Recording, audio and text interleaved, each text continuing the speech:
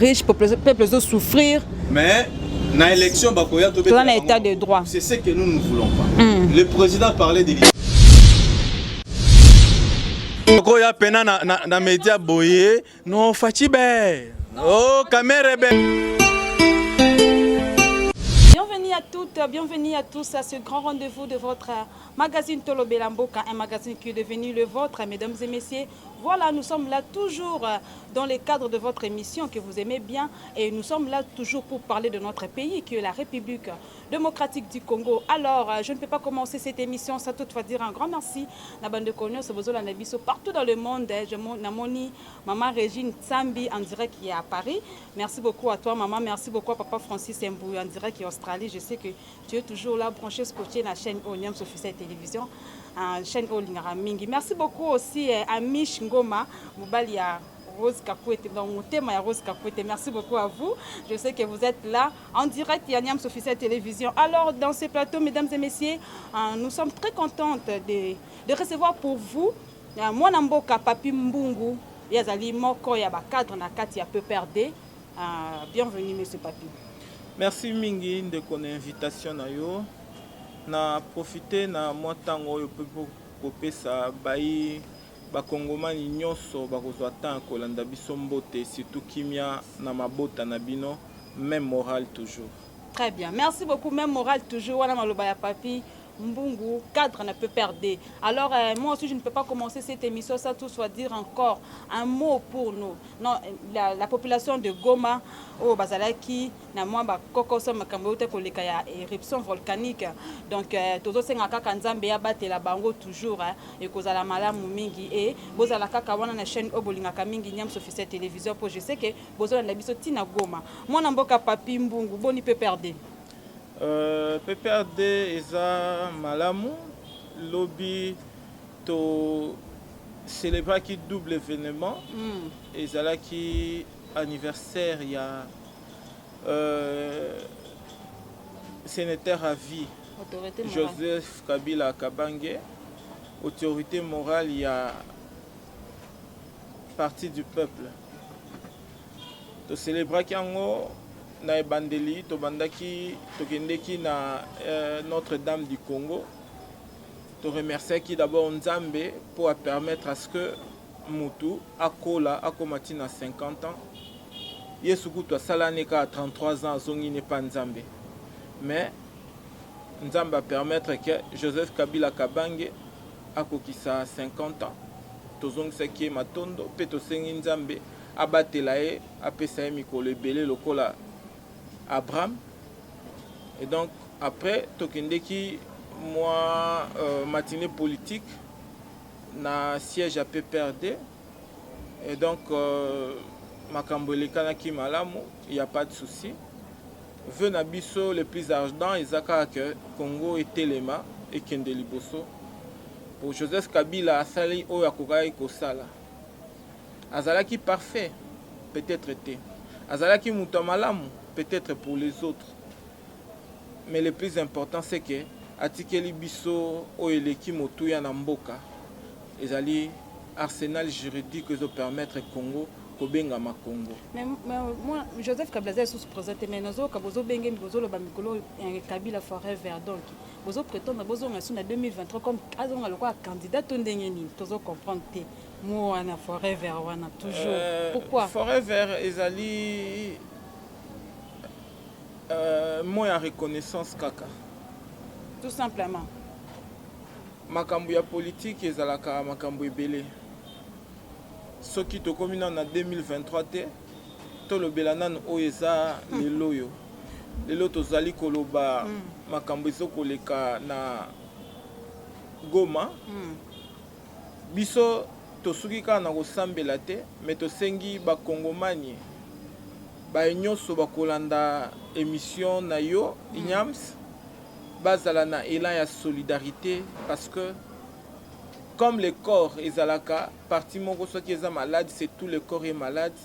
La République également soki parti moko eza na pasi ezali biso nyonso tozali koyoka pasi.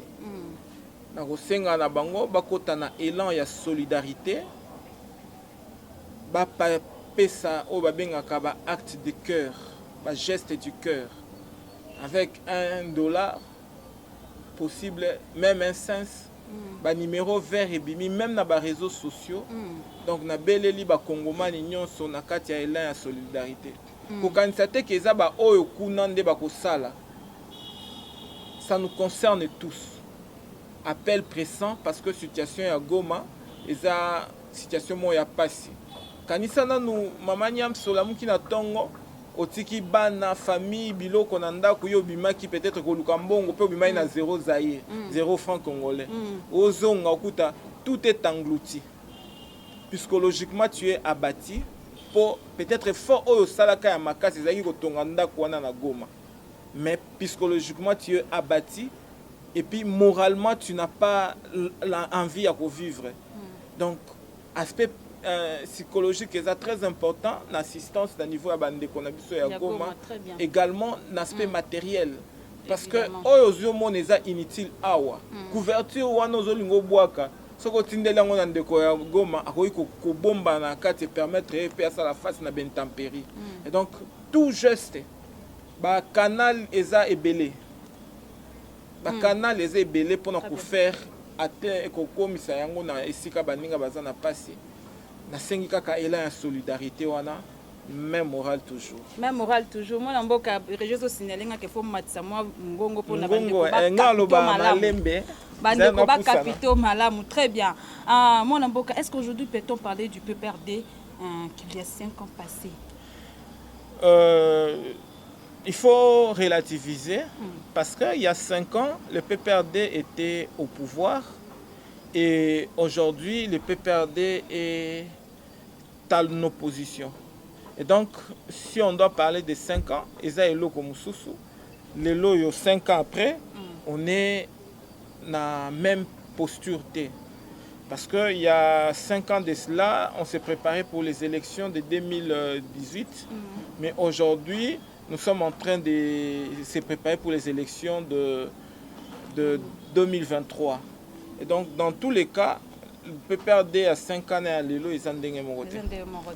Mais bande ko balela ka na kombo na bino ke PPRD bosali 18 ans, bosali le côté. Bande ko bazol ba Kabila sali 18 ans sans rien faire dans ces pays. Mboka zaika na pasi. Azwaki mboka na avant continuer. Avant continuer, au moins ils ont taebi ko reconnaître un té. A to payer $1000 à ko reconnaître té. Donc quand les gens disent comme ça, c'est qu'ils ne savent pas ce qu'on appelait un fonctionnaire de l'État dans l'époque où Kabila a accédé au pouvoir. Ils ne savent pas ce qu'on appelait les salaires pour un individu qui travaille. Ils ne savent pas que quand Kabila prenait le pouvoir, les réseaux sociaux, Vodacom, Nini, RTL, il y a une époque à Kabila. Donc ils ne savent pas que même qu'on investir dans Mboka Nabiso avant Kabila, ce n'était pas une messe à faire.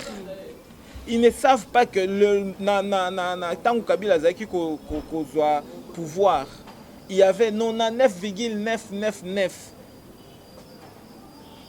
personnes à âge de travailler au Bazaki Kakaba chômeur. Donc les gens qui travaillaient, qui contribuaient même à l'impôt sur le revenu, Namboka Nabiso, ils allaient quitter. DGI est récoltable impôt. Les Arabes ont guerre 36 mois un paiement. Tant que Kabila a au pouvoir. En fait, le bienfait, il faut aussi la publicité. Le bienfait reste un bienfait. Notre pays n'avait même pas accès, avant Kabila au pouvoir, dans les institutions en Bretton Woods, l'institution internationale, Banque mondiale, Fonds monétaire international. On était coupé du reste du monde. Tant que Kabila a au pouvoir, on avait 4 zones monétaires na kati ya RDC. Okokai kolongwa awa te moins tozolo ba likambo ya Goma. Oza na Kinshasa po koma na Goma, oza na mbongo ya Goma te parce que là-bas ils utilisaient les dollars et le mbongo ya Rwanda. Awa biso na Kinshasa tozali kosalela ba franc congolais. Mais kuna bazali na Kasai bazali kosalela ba ancien Zaïre oya mitu minene wana mbongo ya minene bazali kosalela na Kasai. Ici, on utilisait autre monnaie. Ici, tu ne pouvais pas quitter ici pour qu'il y ait une Gemena. Ok, une Gemena. Et donc, si on ne reconnaît pas un, même si tu lui donnes 1000, il ne va pas reconnaître. Si on te demande, donc, par exemple, de nous donner un bilan positif au Kabila, c'est positif, c'est négatif. Parce qu'il y a positif et Zali, ça dépend de quel côté tu te retrouves. Tu vois la main. Na pesi mbote boye. Mutu mususu akoyi koloba te apesi nga mbote te abengi ngai. La même main. Mais si tu es de bonne foi, quelqu'un qui te fait ça et te dit je te salue. Mususu aloba te apepa kinga parce que nga ki kokende. Donc c'est de quel côté on se retrouve. Si on se retrouve du côté du bien, on voit le bien dans l'autre. Ozomona yango na Bible baloba mingi, aimez-vous les uns les autres. Quand tu aimes, on te salue, tu ne prends pas une salutation comme un moutazoko fingayo. Mais quand tu n'aimes pas,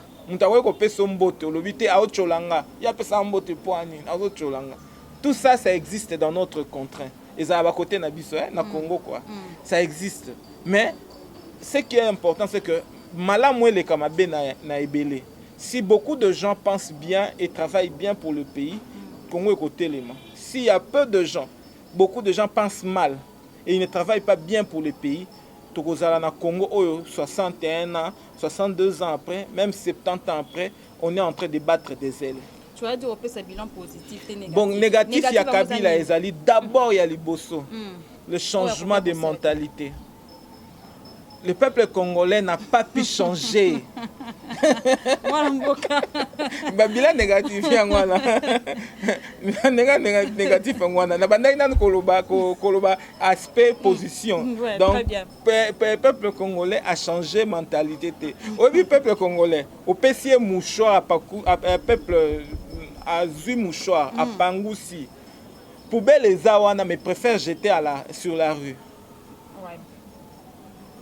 On est Kabila pour changer. Donc, on a un aspect négatif. Donc, on a un aspect négatif c'est que Kabila s'est situé comme s'il était quelqu'un qui vivre en l'air et que tout ce qui s'est passé en bas, et ça là qui concernait était. Or, pendant que Kabila Zalaki wana basala boulevard Lumumba avec 4 bandes.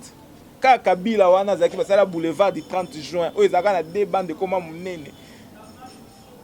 Et comment munene, comment 4 bandes et puis comment propre sur autant dans le boulevard du 30 juin, avant et après. Donc mingi tous ça image avant et après. 4 négatifs c'est qu'il pouvait faire mieux. Mais peut-être qu'il n'a pas pu faire mieux. Mais pendant 18 ans, c'était beaucoup quand même, mon amboka. Maman, 18 ans, tu ne maman, il y a un lobité, il y a un lobité. Parce que le peuple est là, na combo Kabila. Non, à quoi qu'on est na combo Kabila lelo, le peuple est là na combo Fachi. Ne t'en fais pas, tous en Congo. Les années passent, les choses quand ça ne change pas. Hein? Les gens vont pleurer aussi à cause de Fachi. Ça fait déjà 2 ans. Hein? Avant, on a créé Fachi na France. Avec brio. Oui. 2 ans, oh yo, à France, Bambie ma banga bazo finga imbécile. Je m'excuse, hein? C'est pas de mon genre de dire des obscénités. Mais 2 ans après, comme déjà qu'on finga, qu'on bambaye, bamaye, mouyibi. Donc, tu vois un peu, il se situe maintenant dans la position où Kabila Zalaki. Dans le boulevard, il y a Matanga, Akiti Vitre, mais voyage. Tu vois un peu, les choses sont en train de changer, mais le peuple n'a pas pu bénéficier de bienfaits du pouvoir de quelqu'un.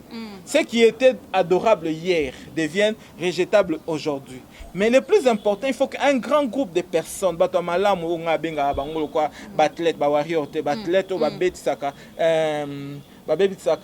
hymne national debout congolais, ceux qui a gagné médaille dans les Jeux olympiques, il faut aller belé, serviteur du peuple. Comme moi mingi na côté gauche bazali, na côté droite bazali, na centre bazali, mais baza tellement dispersé que fort na bango conjugué ezoko mona na te. Or nous devons savoir et mettre en tête que sans l'apport de tout un chacun de nous, le Congo ne vont pas un iota. Oui. Même moral toujours. Très bien, mon ambo kamelo koni zo esalami ba leader na bino bazala na ba carte bancaire, il y a trésor public, ba il faut justice ça on faut ba interpeller. Donc na za maîtrise vraiment tes dossier wana. Pour parler de choses, il faut maîtriser yango. Na moni na réseaux sociaux ça va dans tous les sens. Mais on bazo accuser ba leader na bino, on a vu la figure d'Obé Minaku, tout le monde l'accusation est gratuite, mais la preuve, elle est la plus importante. Donc, s'il existe de telles choses, je crois que Ngana Lobaka, même moral, $1 au peuple congolais, au Koutingaï, Maître Papi Mbungu, na Yibi Yango, Nzela Nangeza prison makala. Donc, ce qui bango, bazali parmi ba camarades na biso ba se méconduire d'une certaine manière o ba sali babiloko ba bengaka répréhensible par la loi ba bengango enrichissement illicite. Même moral, leur place ce n'est pas parmi les gens qui ont la liberté, c'est pour donc ça reste mutandis applicable pour tous les Congolais ou tout le monde. Très bien, moi dans Canada nazo c'est parce que zo le barara rapolé les zo ba bosser en tout cas ça m'a mingi. Donc ceux qui bande ko wana ba ceux qui veulent saluer que justice sale musala nango et ba comprendre que ba yiba ki parce que bango za pour degré ba camarade ne peut perdre. Moi ce n'est même pas question à cause de la camarade, même si azaki papa nanga. Je veux même très loin, même si c'était mon père qui se retrouve dans des situations oyo mbongo ya mboka ezali ko yiba mapa na ye d'une façon ou d'une place à papa nangai. Place à papa nangai, mon père, c'est lui qui a fait que par lui que je sois né. Sa place aurait été la prison. Mais heureusement que mon père est de heureuse mémoire, il a servi la nation en tant que militaire et haut gradé de la République. Mais le jour à Koufaka, akufati lelo l'état atira kokunda ete po azanga kaso yi combien obabimisaka po na okonga officier supérieur ya mboka na biso to kotizaka to salaka sisani po to kunda e mais lelo bakunda na mte na armée. Très bien, merci beaucoup mwana mboka Papi Mbungu tolobela makambo zo koleka ba proposition ya loi ya Noël Tchani ya lobby que pour na ko postuler faut za la rara papa no faut za la congolais maman faut za la congolais. Sikoyo loi wana yoko koloba nini par rapport à loi ya Noël Tchani pona mono bongami c'est comme soza makamba ko bimisa makasi awa ofona mboka na ipisa kio na kati ba ye malamu ba serviteur du peuple baza mwa mingi te na mboka na biso. Loi ezalaka impersonnelle, loi ezalaka inclusive, loi ezalaka exclusivité. Nazui pour un cas de figure ngai ya na ngai mwasi avant d'aka na poto na Bruxelles kombo na Elodie abala mundele, un cas de figure hein? Abala mundele te abala congolais baboti bana banana bavanda na Belgique na parti o ya côté Hollande balobaka ki hollandais Kinshasa bayibi yango ata mokie te soki opesi bango mbote na français à peine aloba quelques mots na français mpe côté loba wana mais nakutana na master na ngai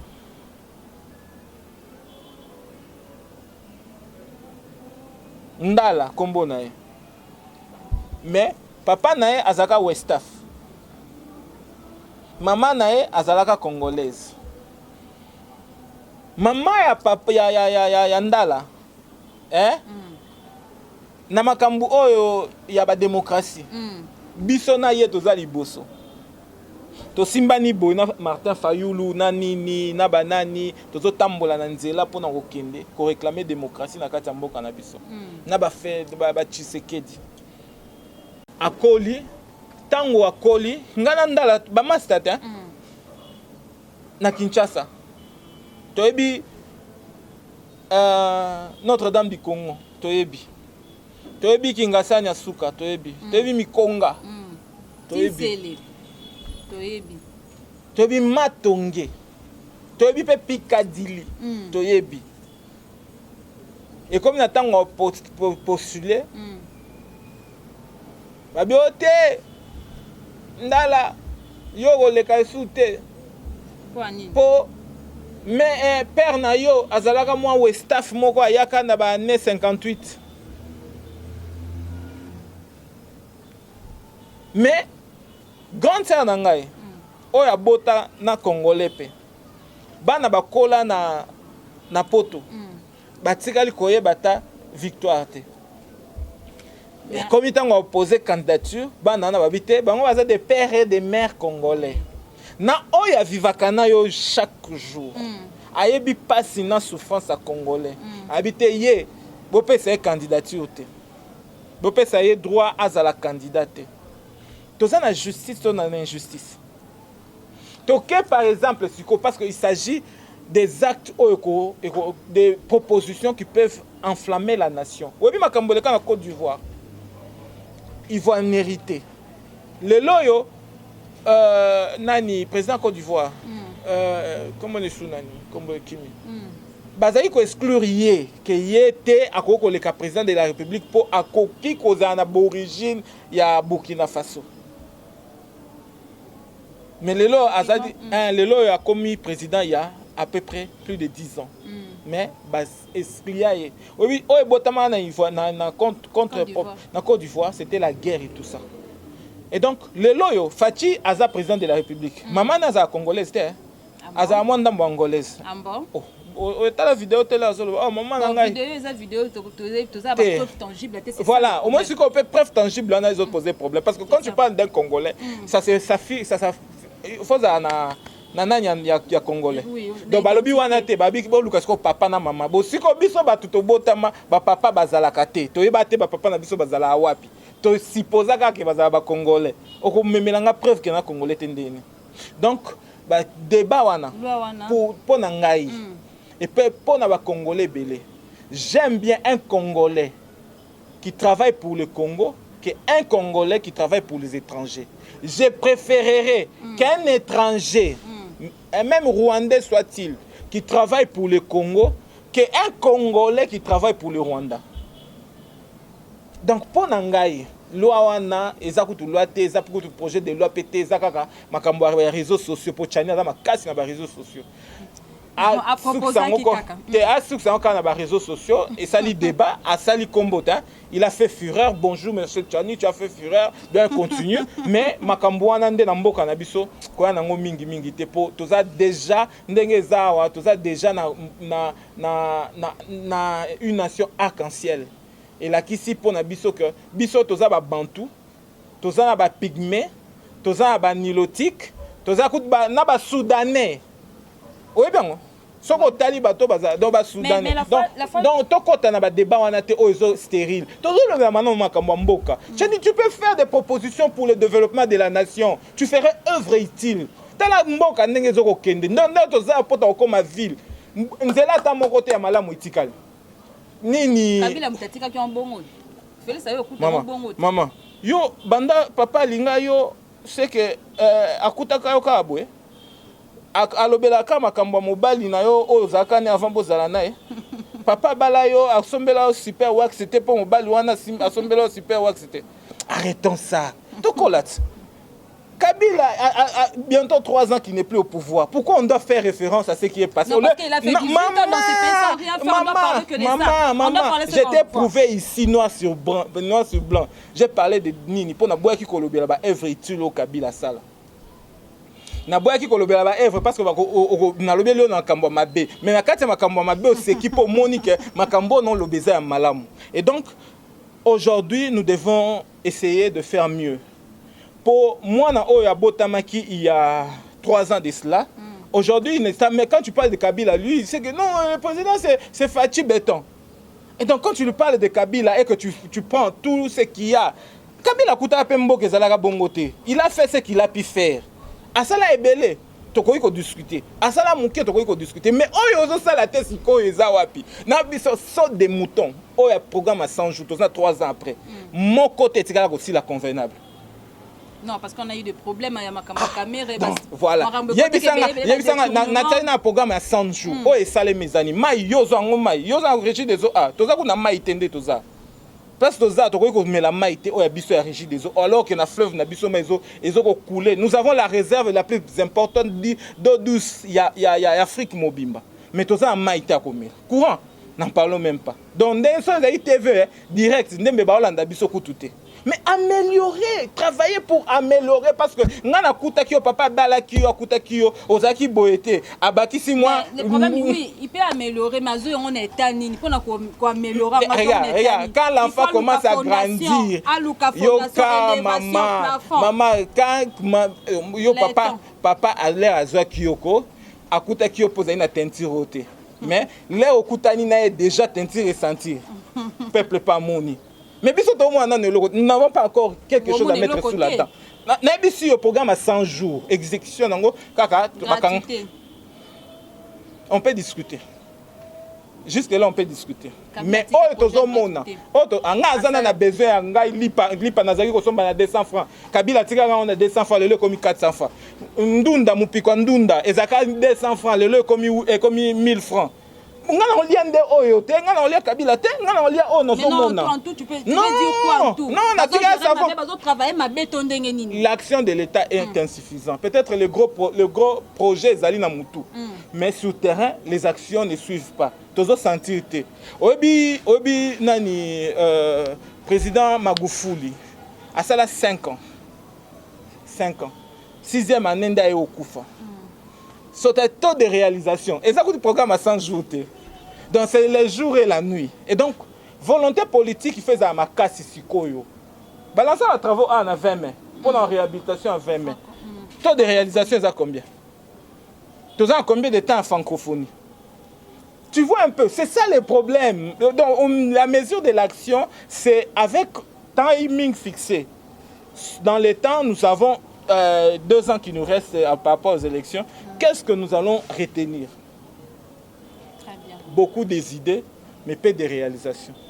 C'est comme ça que dans le lobby, avant, il y avait un autre message. Aujourd'hui, c'est les gens qui applaudissaient. Au Congo. Ah, Congo, c'est vraiment cas. Tu sais pourquoi? Ka bato ba betela maboko. Ka bango wana. No kofinga kutute. Ko bamba mabanga. Ko bamba mabanga. Et donc, dans tout ce que nous faisons un peu plus de bien. Ayons l'essence de suivre ce que nous disons et nous faisons. C'est au salaire au moins mingi et aux ala ebele ba discours et comme amukie ba action ko le kebele. Très bien. Mutumo alobaka tika misala ile kamaloba ne ebele même moral toujours. Merci beaucoup à vous chers téléspectateurs. Je rappelle que je suis avec mon amboka Papi Mbungu yazali moko ya ba cadre na peut perdre na inde tozo lobela makambo ne soza koleka na kati ya mboka na biso ya République démocratique du Congo tozo parler sur l'actualité tozo lobela kaka mboka pas autre chose to ye wana te pona lobela ba kombo ya bato tozo bela pona mboka na biso ekende liboso makanisi ya ndeko makanisi ya bayimboka ndeko sala ke mboka et avancer. Voilà moi na mboka tozali kokoba na masolo na biso le lot moni état d'urgence à Goma et na Touré. Est-ce que état d'urgence est opportun ou nécessaire pour pendant cette période? Il n'y a pas de temps pour bien faire. Il y avait une gouvernance civile et l'accès à limite par rapport à l'aspect sécuritaire dans l'Est. Dans la gouvernance militaire, et qu'on a un peu plus de solutions. À mon avis, il est opportun qu'on change quand ça va mal. Et donc, moi, je soutiens l'état d'urgence. Déjà, d'abord, on a fait dans un soldat. Ok. On a état d'urgence, on a une des actes, les soldats vont foutre moi bien. Toyoka papa na biso, va changer moi vie. Donc, c'est ça l'état d'urgence aussi. Ce n'est pas envoyer les gens et puis les moyens ne suivent pas. Un peu plus de moyens pour l'état d'urgence et Simba. Mais à côté de l'état d'urgence, il y a d'autres programmes qui doivent être conçus et mis en œuvre. Oui.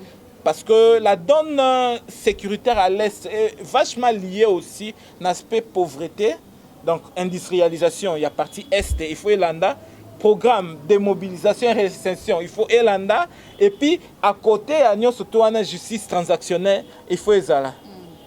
Pour nini pour na ko meka ko sambisa ba basali mabebele.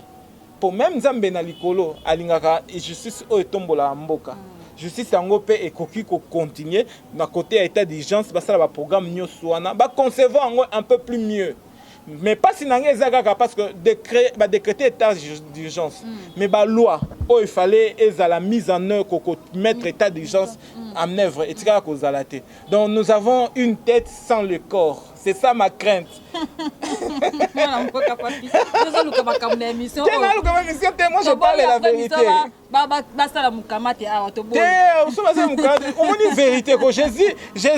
Jésus un être disant, mais distinction les aïka pas avec la vérité.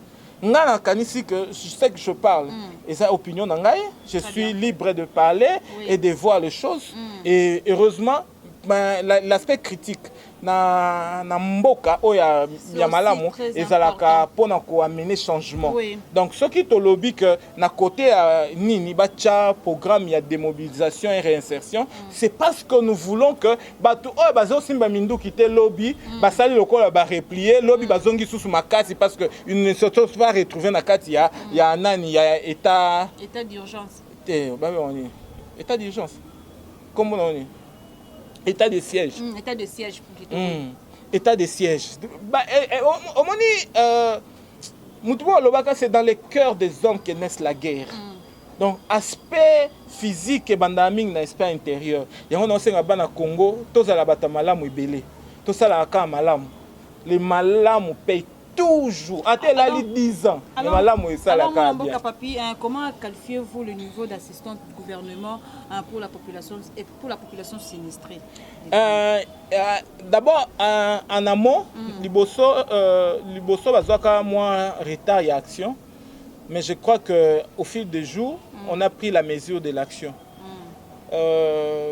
Ezalaki lokola ba manque ya ba moyen pour na observatoire volcanique na kanisi ba résoudre parce que bazala de l'autre oui ma ba futa makate tout ça pendant que de l'autre côté ba dépassement budgétaire il y a ba ordre ba 114% dans le monde moderne jamais salé bolobela ngo te mon Dieu nzamba malamu donc donc le plus important c'est que maintenant qu'ils ont pris la mesure de l'action, il faut que nous continuions. Et puis, et là, on ne peut pas s'arrêter au gouvernement simple. C'est tout le monde qui est concerné par rapport à ce qui se passe à Goma. Et je salue tous ces de bon cœur qui ont contribué pour Goma et Zonga. Donc Goma est une vraie ville. Donc il faut Zonga sous malam pour biso kenda kuna. Moi, ma pomme de terre est bien zalaka. Surtout Ngombe à Goma. Oh non, dans les bons. Tellement riche que c'est comme il faut vivre combattre, c'est d'abord nous. Le problème interne na kati ya Congo. Nde profitaka que bato libanda ba ya côté la biso. Si nous nous sentons soudés unis, ba père indépendance na biso, ba lobi Congo uni. Debout congolais. Donc côté les melaki si ko sala. Mais combien de jeunes travaillent dans mon pays? Combien de jeunes ont d'opportunités à cause de la moi salaire dans Sukangonda bazamuki. Les loyo ba CV, ba yaya ba yebi ba CV ko koma CV ko ba CV ma do social concours na monde entier. Mona boka ya rozolo ba bobiso tozo sa ka récapitulation la place to. Ya papa mama omoni leo une place yo uti na 18 ans. Yoka leo uti na 18 ans. Ba ya 18 ans ba lo ba te uti pe na 32 ans. Boya 32 ans ba lo ba pe to uti na 5 ans. Boya 5 ans donc c'est-à-dire que yo le lobi to uti pa Kabila. Ba to Kabila pe ba lo ba utaki pa ya Mobutu dictateur. Oh boy na boy. Bon, Mobutu pe alo ba te nga pe na kuta imboka désordre na tango Kasavubu. Kasavubu pa lobi o te nga na tango indépendance. Tozaki eloko te, tozaki na colonisation et tout ça. Mais à la fin de compte le bilan c'est ce que nous vivons. Les autres vivre bien te. Le Congo va mal. Mais qu'est-ce que nous faisons pour changer? C'est maintenant que ça change. Papa, maman, ça ne se passe pas ailleurs. C'est ici que ça doit changer. Les Belges, tout ça, les Français, même les Neni, Omoni Mboko Babenga à Dubaï. Soit Dubaï en 1990, soit Dubaï en 2021. La nuit et le jour. Ils ont travaillé pour ça. C'est-à-dire, moi, mon appel, c'est que les Congolais ne doivent pas faire, ne faire pas focus sur le passé. Le passé est là. Est-ce qu'il y a Kabila Zaki n'a pas pouvoir bander pour le papier comme non, même moral. Bander pour le bagarre qui fait un travail, fait un bon ça. Maman, donc parce que nous beaucoup nous critiquer. Non. Pour la poser comme une opposition, c'est ça le problème. Non, moi je critique à la fois. Ma critique a toujours été constructive. L'aide n'a pouvoir à l'époque de Kabila. J'ai dit ici, on pouvait mieux faire. Je ne mange pas les mots. On pouvait mieux faire. Donc, c'est-à-dire que, oh, salaki, et ça mouquet par rapport au autre, qu'on sala. Donc, c'est-à-dire qu'il faut changer physique de l'épaule. Il faut maintenant travailler un peu plus pour que le peuple se retrouve. Faire autrement. Lobby to yamba ki o maboko, lobby maboko comme bamba banga. C'est-à-dire le message est en train de changer. Enfin, vous comprenez le message. Là c'est important, il faut faire autrement. Donc place au Kabila kokai ko salaté, président na biso le loi sala. Voilà, c'est important. Maman, tu peux passer 10 heures de temps en train de critiquer Kabila. Eh bien, le Kabila c'est le passé. Le présent c'est aujourd'hui que nous vivons. Alors le histoire babani, étudier le passé. Hein? Oui. Et puis donc. Très bien. On me signale déjà que comme il chité déjà dans l'émission. Moi Namboka Martin Fayulu a proposé dialogue moko na ba classe politique nyoso. Idée ne ko kozala ni par rapport à maman. Na sala naza mutumo naza heureux. Heureux pourquoi? Parce que parcours nangai, na expérience nangai est toujours sous-tendu par le fait que les gens doivent échanger, parler. Proposition ya solo là. Très bonne position. C'est pas mon fait. Ce qui oboyi guerre solo là. Même pendant la guerre mondiale, deuxième guerre mondiale, les oyi d'abord Luka Hitler. Le couloir où bazaki ko changer zala et kaka. Et donc tel que soit ce que nous pouvons avoir comme position aujourd'hui, il faut continuer à parler entre politiques pour que Nabiso Namité ma batunde place baguerre et botamaka. Donc, s'il fait une proposition, elle a dans le sens de dialoguer, de parler, je crois que c'est quelqu'un qui se surpasse. Très bien. Et donc, ceux qui vont les rejeter, ils ont une opinion, je les respecte, mais il faut respecter aussi l'opinion de Martin Fayulu, qui pense qu'il faut discuter autour de questions sensibles de notre pays. Voilà. Notre pays est tellement vaste. Mais degré à pauvreté est en mboka. Soko boy ko solo la. Kende kasi ça la biso, yela biso to lingi. Oya nango pété, to tiko pété. Te mboka la biso za nango riche, ba ne bazo konza biso ndezo mboka zo ma pauvre. To za na biso na ba. Ah do yo solo ba, oloba facha konza biso comme ça pauvre. Non, j'ai dit bato ba konza. Ah OK. Ba konza ka. Te na ba oyo, na ba ba konza. Donc comme ça c'est pauvre. Oh bazo konza. Voilà, moi la mboka to comme cochité, comprenez que c'est l'ambiance de l'émission mesdames et messieurs. Un mot pour Vital Kamerhe. Vital Kamerhe Azaki condamné parce que voilà qui est détourné qui va mbongo, ba mes offres préfabriquées. Maintenant mes offres préfabriquées on a le comme ils déjà visible. Pourquoi bazo lingo libérer moi na mboka Vital Kamerhe? Qu'est-ce que tu peux dire par là? Tu m'excuses pour cette question. C'est mon opinion personnelle. Omoni nani condamnation ba condamné Vital Kamerhe. Balobaki nae azaki auteur intellectuel il y a détournement mboka na code pénal na biso ezala ate. Et donc procès à Vital Kamerhe to ko tikango tonyo ko la papa batu papa comment ba nani ba soraya tonyo ko la na biso ye azaneta kacho et ça nango lokote eza nango vie mais au moins na plus d'un Congolais. Et là, on a condamné au terre, tout ça, ils ont été d'abord, il y a Nani Nabiso. Et deuxièmement, place $1, il y a peuple congolais, il n'y a même pas Vital Kamerhe, il y a au monde en terre. Donc, on a mis ça compte, il y a Vital Kamerhe, il y a enrichissement, il y a combat, croisement. Mais il y a que Vital Kamerhe, il y a bon. Moutoua, papa, Moussou, Alobi, Jamal. Mais c'est moi qui ai pris l'argent. C'est moi. Mais laissez-moi faire le travail. Papa a 82 ans. Léon comme a 83 ans. Ouais. Laissez-moi faire le travail. Les histoires sont en train de pourrir dans les salons. Mais moi, je ne sais pas. On devait expliquer parce qu'il y a eu plus que ça qui est sorti du trésor public. Ouais. Hein? Tu sais, c'est à peu près $1,5 milliard au Ebimaka pour un plan 100 jours. Mais est-ce que de cette maille Il y a courant dans le cannabis, est-ce que change? Parce que c'est une carte programme il y a 100 jours. Est-ce que tu as un courant dans maille? Donc, tout mécanisme pour changer mécanisme. On a besoin de collaborer. Caméré, il était en train de coaliser avec Kabila pour couler Félix. On a besoin de tout dire. Mais en réel, en substance, hein? Totika Caméré, Botika Zonga la liberté, ne? Donc, va libérer la bambou. Voilà, mesdames et messieurs, nous sommes vraiment arrivés à la fin de cette émission. Merci à vous, Mwanamboka Papi, Mbou, d'avoir répondu à notre invitation. Un mot rapidement pour notre pays, un mot pour notre président de la République, Félix Tshisekedi.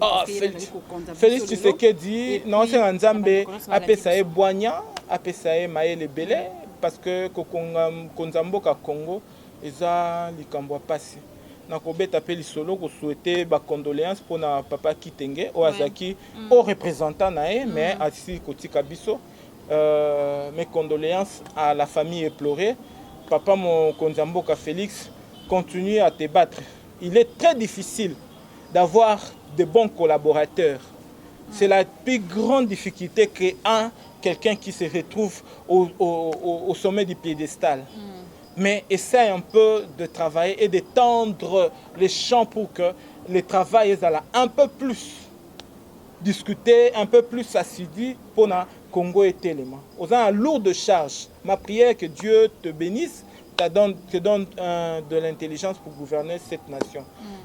Pour le Congo, j'aime bien le jeune parce que je suis de cette nature. Jeune, tu es une étoile. Tu dois briller. Ceux qui ont été à Maï, tellement bien que les Kabatunions s'opposent à la rébellion. Vraiment. Jeune, tu dois briller. Donc tu ne restes pas comme si tu es là en train de subir tout. Même si on change en bongo, changeons tellement bien que on a quartier dans les Kabatou tout et renommer et s'adresser. Bisous à ta politique, tout ça la politique. Tout ça là bien, pas pour s'enrichir. On n'a pas besoin d'avoir tout. On a besoin d'avoir l'essentiel, mais de travailler pour que le peuple aille mieux. Dans tous les cas, que Dieu bénisse le Congo, même moral toujours. Un mot pour PPRD. Ah, mon PPRD vivra. Très bien. Voilà, ça nous finit pour aujourd'hui, mesdames et messieurs. Merci à vous, Bozala qui branchez Nanyam Officiel Télévision. Merci à vous, à Madame Didi Mambe. Merci beaucoup à toi. Merci beaucoup à Isaac, mon caméraman. Et merci à la grande équipe de Niams Officiel Télévision. Moi, j'ai toujours dit que le Congo ne sera jamais déstabilisé. On se retrouve très prochainement. Restez branchés sur nos antennes. À bientôt. Voilà.